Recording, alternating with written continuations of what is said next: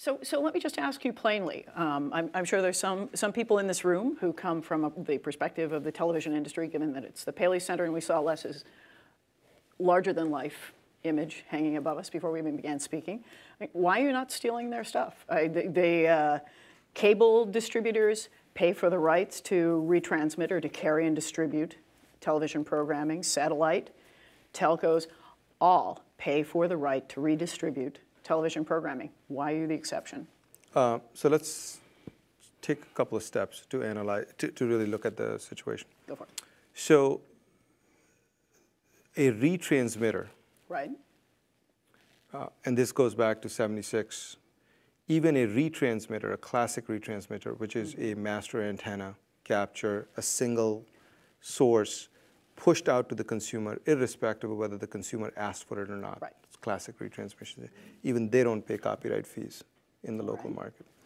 What they pay is retransmission fees, a law that was brought in 12 years later, or 14 years later, because these retransmitters were franchise monopolies.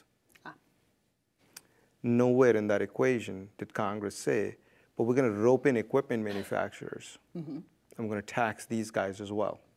In fact, after the Betamax case, there was a push in Congress to say every tape that's sold should have a copyright tax on it. Right. And you can't have a system like that. That's just ludicrous, because where do you draw the line? Then you say every disc manufacturer, every memory chip manufacturer, every iPad that shows that picture. So Congress had a very specific mandate, which was like, we're not including equipment providers. And when you look at what Aereo does, is basically a technology or equipment provider, because the consumer signs up, decides what they want to watch. In fact, there's no signal in the system till the consumer says, I want to watch NBC. They tune their antenna to NBC. That's when the signal first gets in. I see. So what we did was we took the inefficient, so nobody would argue that if I started a business and it said, you know, rent antenna co, right? And I'm going to, because everybody wants to, let's assume, cut the cord, right? Right. And in LA, you probably can, because there's good signal propagation or whatever. But it's a pain in the ass to go climb on the roof and put up your antenna. If I said I have a business, my guy will come in a truck, install an antenna, and I'll come once a week, make sure the wires are okay and everything's okay. Nobody would argue that's not legitimate.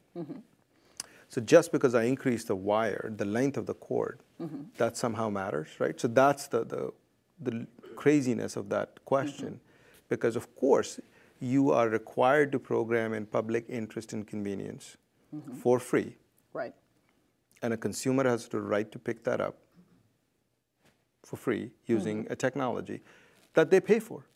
You pay for an antenna, or you pay for it. In fact, you can go get a TiVo and you pay a monthly guide fee for a TiVo, and you can plug an antenna into a TiVo, right? So all of these things are perfectly legitimate, legal. No, absolutely zero distinction between Aereo and all those companies.